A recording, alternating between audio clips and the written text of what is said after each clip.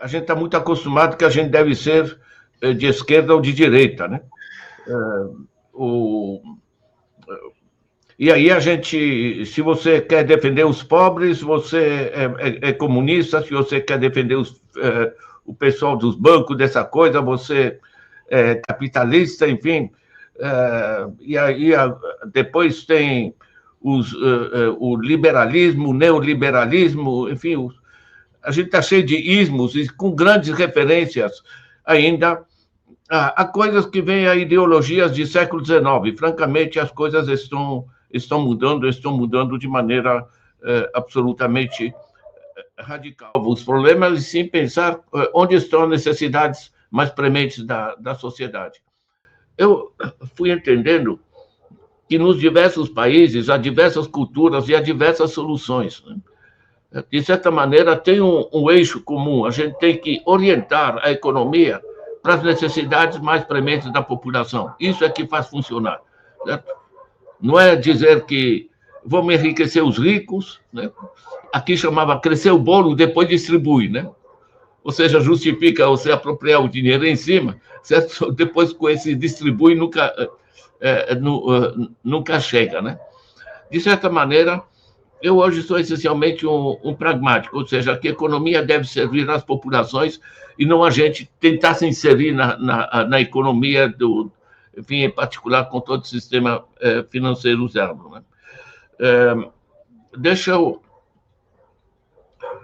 dizer que essa atitude de buscar o que funciona, em particular, buscar os desafios mais críticos, em particular ambientais, e os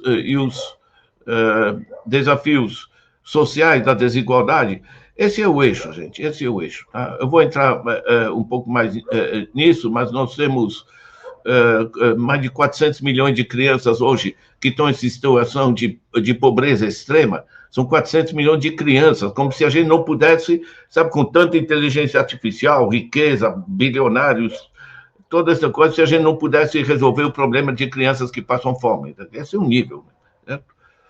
De certa maneira, nós estamos num nível ou numa época que a gente está buscando novos caminhos, certo? E esse buscar novos caminhos, gente, não se resolve por referenciais à ideologia do século XIX. Os desafios são simplesmente novos, né? Casa Verde tem um pouco menos de 100 mil habitantes, mas a gente fez uma plataforma colaborativa. Ou seja, em vez do pessoal depender do Facebook, de não sei o quê, é uma plataforma organizada onde todo mundo se inscreveu, os bares, as escolas de samba, pessoas aposentadas, enfim, clubes, etc. E passaram a colaborar, assim, né? Por exemplo, tinham costureiras que tinham necessidade de ter um local para trabalhar, porque cada uma em casa, com sua máquina de costura, coisa do gênero. Aí puseram isso nessa plataforma, apareceu no próprio bairro um empresário disse, olha, eu tenho um galpão que não estou utilizando. Essas mulheres se organizaram hoje, formaram uma cooperativa, estão trabalhando lá, conseguiram um contrato com a prefeitura para produzir uniformes. Ou você tem uma senhora aposentada que gosta de fazer bolo, as vizinhas ou a vizinhança vai fazer lá uma festa, eles pedem para ela fazer o bolo, não precisa ela abrir uma loja, uma confeitaria, coisa do gênero. Ou seja, você gera, com essas novas tecnologias, um sistema colaborativo extremamente dinâmico. Isso aqui é um exemplo de como organizar sistemas colaborativos descentralizados. Recomendo muito esse trabalho aí do Fernando Camilleri. Vai descendo mais um pouco. Está aqui gestão territorial, tá? Dá uma paradinha nesse aqui. Desenvolvimento local, empoderar a comunidade. Tá? Esse livro ele está atualizado em 2023. Isso aqui, ele foi publicado, eu tenho ele aqui no original publicado foi a pedido do Lula, a gente fez um estudo de como poderia se desenvolver o sistema de apropriação do desenvolvimento pela base da sociedade. Tá? Tanto assim que você vê aqui, desenvolvimento local, empoderar a comunidade. Isso aqui são 8 eixos práticos de desenvolvimento local que envolvem se apropriar do sistema financeiro, envolvem se apropriar das tecnologias, como modernizar o processo decisório nos municípios ou nas comunidades, como organizar o sistema de informação. Hoje, com essas novas tecnologias, a gente pode ter uma comunidade muito informada sobre suas necessidades, muito articulada, de certa maneira, né?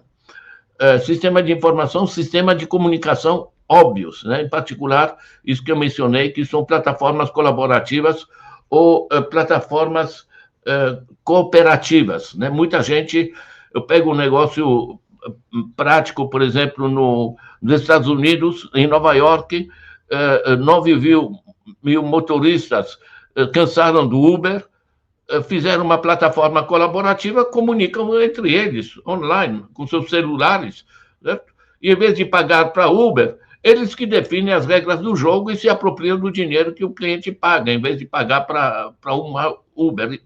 E por aí vai, tá? Eu estou chutando exemplos assim, mas o denominador comum é que essas novas tecnologias permitem imensas transformações de como a gente se organiza a sociedade. Isso aqui é um belíssimo livro, A Economia da China, do Kroiber. Por que eu menciono, Manuel, com tanta força? É porque a China hoje é chamada, inclusive, de Mayor Economy, economia de prefeitos. As pessoas não se dão conta, mas a dinâmica da China é essencialmente ligada a um processo descentralizado de desenvolvimento. A China tem um governo central muito pequeno, politicamente forte, mas muito pequeno, certo? E, uma vez que se traça o caminho, o resto é cada município se articula para desenvolver em função das suas condições diferenciadas locais. Então, o mundo está cansado da mão invisível, que ninguém vê realmente, certo? Da zona da desigualdade, da zona da destruição ambiental e dos negócios, né? Isso é o desafio, né? Então, por exemplo, o Kroiber diz que a China é mais descentralizada que a Suécia. Para quem não conhece a Suécia, na Suécia, os impostos, né, a carga tributária, o conjunto do dinheiro público, 72% são repassados diretamente para o desenvolvimento local.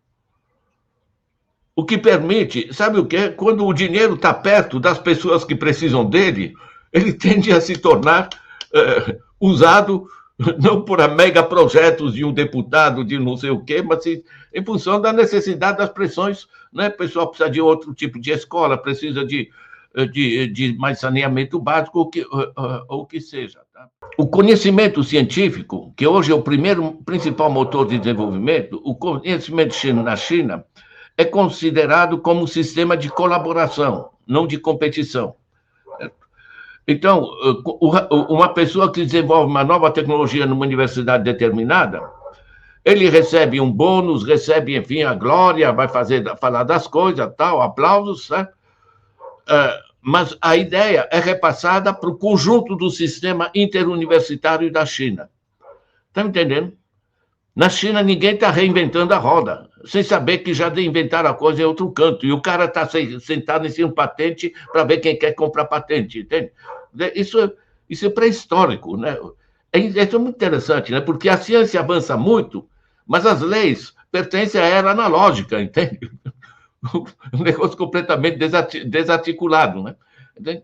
A China não. A China transformou isso num sistema colaborativo, chama CORE, China Open Resources for Education, né? Recursos educacionais abertos. Isso é um baita livro de Kei Eugene, certo? Que mostra justamente o que se chama de economia de prefeitos. Você sabe o que acontece? E, para mim, Manuel, isso é central, sabe? Porque quando você descentraliza as formas de organização, de financiar as escolas, de canalizar os rios, de prevenir os problemas ambientais, de responder a problema de desemprego, de responder a uma doença, que surge, coisa do gênero, você devolvendo isso tudo para a base da sociedade e dando aos municípios recursos financeiros e apoio científico-tecnológico, o resultado é que os municípios conseguem resolver seus problemas, se apropriam do desenvolvimento pela base, e são milhares de municípios, e, por outro lado, o governo central, em vez de ficar fazendo micronegociatas de interesses políticos, o governo central pensa grandes infraestruturas de transporte, indústria pesada e coisas do gênero, né? Deixa eu dar só mais um exemplo, porque isso é central para o conceito de território, né? A China depende muito do carvão, e o carvão é uma desgraça em termos climáticos, né? Então, eles estão desenvolvendo muito fortemente a produção de painéis solares. Agora, quem faz esses painéis solares? Veja que interessante. A China fez uma grande empresa estatal, não de painéis solares, mas de máquinas e equipamentos para produzir painéis solares. E qualquer município, o empresário privado vai no banco, pede um empréstimo, certo? E vai produzir esses painéis solares localmente, porque sai barato. O investimento pesado, científico e tecnológico e financeiro, ele foi feito pelo governo central. Então, ele vai poder comprar essas máquinas, esse apoio técnico, a partir de um setor estatal, que se torna um tipo de motor de arranque de toda a atividade de pequenas empresas, pequenas e médias empresas distribuídas pelo território. Está me entendendo? De certa maneira, você articula de maneira inteligente o privado e o público, né? Fazendo do Estado um motor de arranque para fazer funcionar as coisas e assegurar que sigam orientações que sejam interessantes, em termos ambientais, em termos sociais, né? A China tirou 800 milhões de pessoas da pobreza, gente.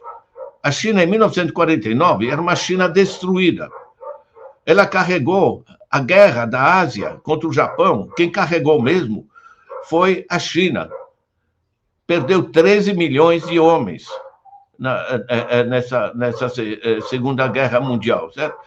Para ela ser hoje esse poder econômico que ela é e tirar esses 800 milhões de pessoas da pobreza, isso para nós tem imensa importância, Pablo, porque a gente passa a entender que é o seguinte: não é enriquecer os de cima para depois eles jogarem flores para a gente. É a gente organizar conscientemente a economia e o social em função das necessidades de quem mais precisa, que é a base da sociedade. O resultado, que em vez da gente ter aqui no Brasil o que a gente chama de Belíndia, né? Uma Bélgica dentro da Índia, né? Uma Bélgica, enfim, essa desigualdade que temos, pelo contrário. Os chineses organizaram a partir da base da sociedade, o que a gente chama de desenvolvimento de base ampla, certo? E descentralizada, com os municípios gerando sua capacidade de tocar as coisas, né? Isso são ferramentas. E por que é tão importante nesse momento? Não porque eu esteja trazendo revoluções ou coisa do gênero, né? Mas sabe o que é? Nós estamos vivendo a revolução digital. A revolução digital, ela é muito mais do que indústria 4.0, como o pessoal do Klaus Schwab ali da Alemanha sugere que é uma transformação absolutamente radical e profunda. Ela é tão profunda como foi a Revolução Industrial há 2 séculos e meio atrás. Esse é o nível. Tá? Um dos criadores da inteligência artificial, né, que é prêmio Nobel de ciência, né, ele diz que a revolução atual é pelo menos 10 vezes mais ampla e 10 vezes mais rápida, né, mais acelerada do que foi a Revolução Industrial. Então, a gente ficar pensando como é que a gente resgata os direitos do trabalhador quando ele está simplesmente na moto entregando pizza ao diabo, quando é que a gente... Está me entendendo? Não é voltar a ter direitos do passado. De certa maneira, quando você tem essa revolução tecnológica, você tem que adaptar o conjunto do sistema decisório, todo o sistema institucional, né? Uma coisa fundamental por exemplo, é que o principal fator de produção hoje não é a máquina. Não é a máquina que está no centro da transformação, e sim os sistemas científicos que controlam a máquina, a programação, etc. Entende?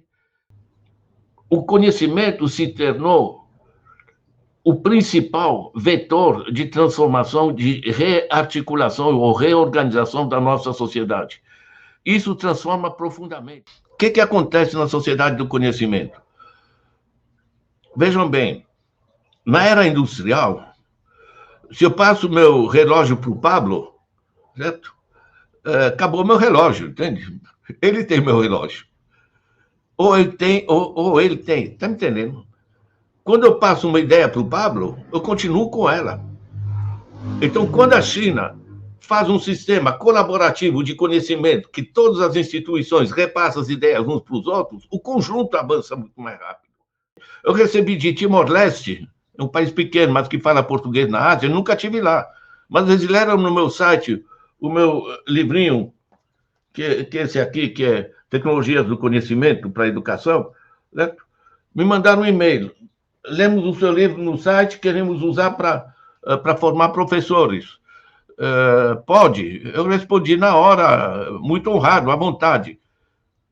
Estão entendendo?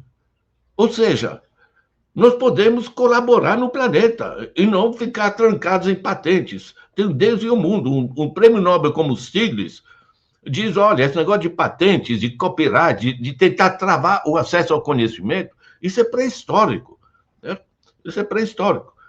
É diferente você ter, quando você na era industrial, tudo bem, o cara inventou uma bicicleta mais performante, tá? Ele quer, ali, alguns anos, ter né, o direito exclusivo de usar essa nova tecnologia. Compensa a pesquisa que ele fez, tudo bem. Mas no sistema atual, a mudança é profunda, tá?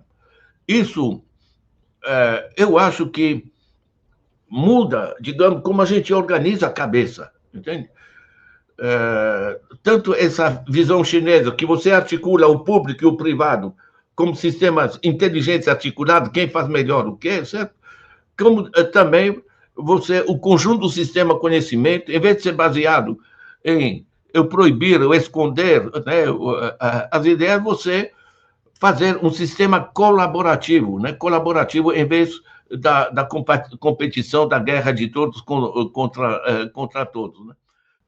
Então, pensar que isso aqui é economia do conhecimento e pensar que isso pode ser apropriado por Deus e o mundo em qualquer parte, como o pessoal, por exemplo, em comunidade da África utiliza textos meus, e por que não?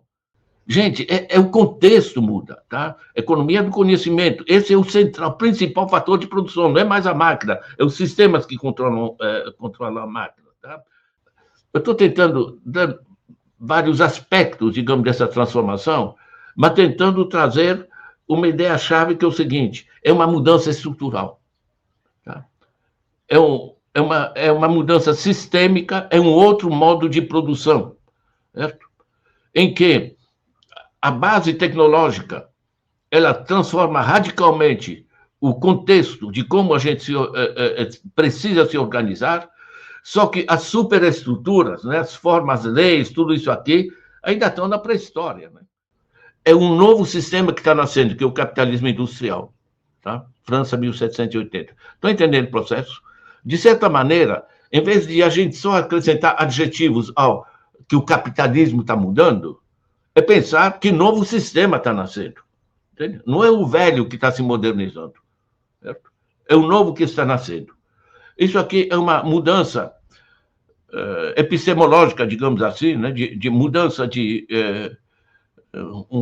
um reset mental, né? Um shift, um deslocamento de como a gente se coloca. Porque nesse processo, quando eu dou aquele exemplo, Manuel, daqui do bairro da Casa Verde, como eles estão se rearticulando através das novas tecnologias, sem precisar pagar para Google, para Microsoft, para ninguém, organizar entre eles, é bico fazer uma plataforma colaborativa, certo? Estão todos em contato uns com os outros, e não precisam esperar um sábado à noite para fazer uma reunião da comunidade, que todo mundo sabendo que Cadê tá as crianças em casa e estão cansados de fim de semana? Ou seja, é uma rearticulação da sociedade no sentido muito amplo, certo? Que está na espera de novo sistema institucional. Isso é fundamental. E aí eu tenho que tirar um parênteses para outra forma dessa sociedade do conhecimento, que é o fato que o dinheiro é imaterial. Sabe o que é? O dinheiro expresso pelo governo, que dava controle público sério, esse dinheiro hoje representa no mundo 5% da chamada liquidez. São apenas informações, são sinais magnéticos, são informações nos computadores. O que acontece quando o dinheiro é apenas um sinal magnético? O dinheiro é uma informação, gira no planeta na velocidade da luz, certo? E não existe Banco Central Mundial, não existe controle desse processo. O que acontece com esse dinheiro? Quem é BlackRock? BlackRock não produz nada. Ela faz aplicações financeiras. Então, por exemplo, eles gostam muito de fazer aplicações no Tesouro Brasileiro, certo? Que vai pagar 15% sem risco nenhum, sem produzir nada. Por que não? Certo? Agora, as pessoas têm que se dar conta. A BlackRock administra, hoje, 13,5 trilhões de dólares. Tá? Ninguém tem ideia o que é 13 trilhões de dólares. Mas o orçamento federal dos Estados Unidos, tá? O Donald Trump administra 6 trilhões. Tá? O Larry Fink, da BlackRock, administra 13,5 trilhões. Estou entendendo? Como estão estruturados esses 10 maiores grupos mundiais? 10 grupos, tá? BlackRock, State Street, Vanguard, Fidelity, JP Morgan, UBS, enfim. Então, esses 10 grupos administram 50 trilhões de dólares, dados de 2022. 50 trilhões de dólares. Em 2022, o PIB mundial é de 100 trilhões. Estão entendendo? 10 grupos administram o equivalente à metade do PIB mundial. Tá? Isso é financiarização, como se chama, financialization. Né? Isso muda a estrutura de poder. Porque quem controla o dinheiro no mundo, e não há Banco Central Mundial, eles fazem o que querem. E, da mesma maneira que eles estão instalados em todas as grandes empresas brasileiras, tá? A BlackRock está no Itaú, no Bradesco, na Vale, na Eletrobras, enfim, conjunto desse sistema. Ou seja, não tem mais o capitalismo nacional, certo? E lá fora tem o imperialismo que tenta explorar a gente, certo? Ele está aqui dentro. E esses 10 grupos, não é que eles estão fazendo concorrência entre si para ver quem se presta um serviço melhor. Eles são administrados por 117 pessoas bastante conhecidas, porque administram gigantescas fortunas, certo? Mas todos eles são membros simultâneos uns dos outros. Eles são acionistas das principais indústrias de armamento mundiais. Tá? São acionistas das corporações da privatização de prisões nos Estados Unidos, que é uma tragédia. Certo? Eles são acionistas de quem? Olha, são acionistas do Elon Musk, são acionistas do Zuckerberg, são acionistas do Bezos, são acionistas do que a gente chama os Seven Magnificent, os 7 magníficos, né? Põe NVIDIA, Google, chamado GAFAM, né? Google, Apple, Facebook, Amazon, Microsoft, tem mais um. Estou entendendo? De certa maneira, o dinheiro imaterial dentro do país, o dinheiro era impresso pelo governo e você tinha um banco central. No nível mundial, o dinheiro é imaterial e não é Banco Central Mundial. Ou seja, quando a gente vê que há um processo extremo de exploração financeira do Brasil, é um negócio, né? Porque esse dinheiro vai lá para fora e, de certa maneira, isso vai nos levar à necessidade da gente resgatar a chamada soberania, né? Certo? O sistema mudou, tá? Gente, fechando essa coisa que eu passei, digamos, do conceito central que eu acho que é vital que vocês trazem, que é, na base da sociedade, a gente tem que se reapropriar, né? Tem um livro, por exemplo, muito interessante, já um pouco antigo, do John Friedman, chama Empowerment. É John Friedman, não é o Milton Friedman, que é um irresponsável aí. John Friedman é muito bom, tá? A política de desenvolvimento alternativo. Quer dizer, eu passo disso aí, mas eu coloco, Pablo, eu tento colocar isso no contexto de mudanças muito mais amplas, com novas oportunidades, com novas possibilidades de transformação. Eu gostaria muito que vocês se interessassem por esse livrinho que ajuda muito, tá? Os Desafios da Revolução Digital.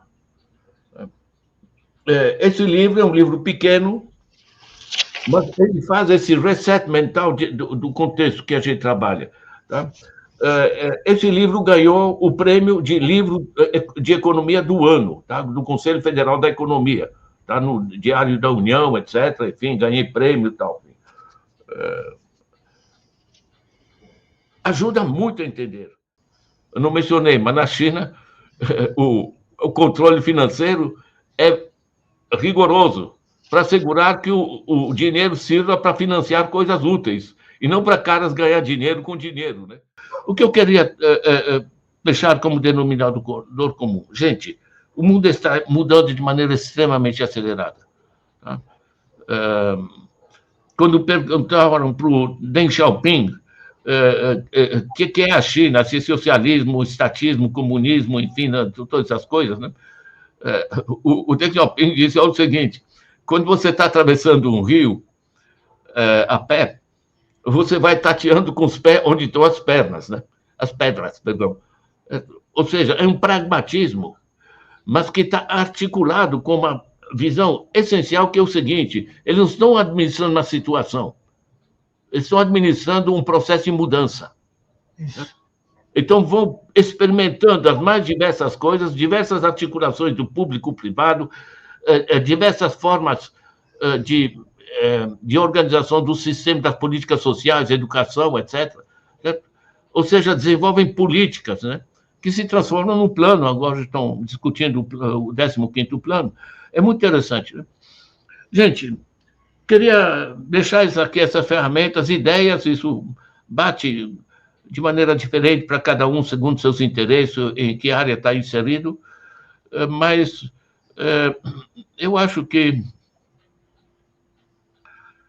Por isso que eu não me aposento, viu, Manuel? Porque, as coisas estão mudando de maneira acelerada, de maneira extremamente interessante. Então, você vai ter caras completamente surrealistas, aí como Trump, Bolsonaro, Milei, o diabo, enfim, Orbán, Erdogan, etc., de diversos países, que estão navegando na insegurança das pessoas, na desinformação das pessoas, utilizando essas mídias sociais para deformar todo o sistema de informação. Esses são desafios reais, né? São simultaneamente econômicos, políticos, culturais, né? E que a gente tem que enfrentar. Pronto.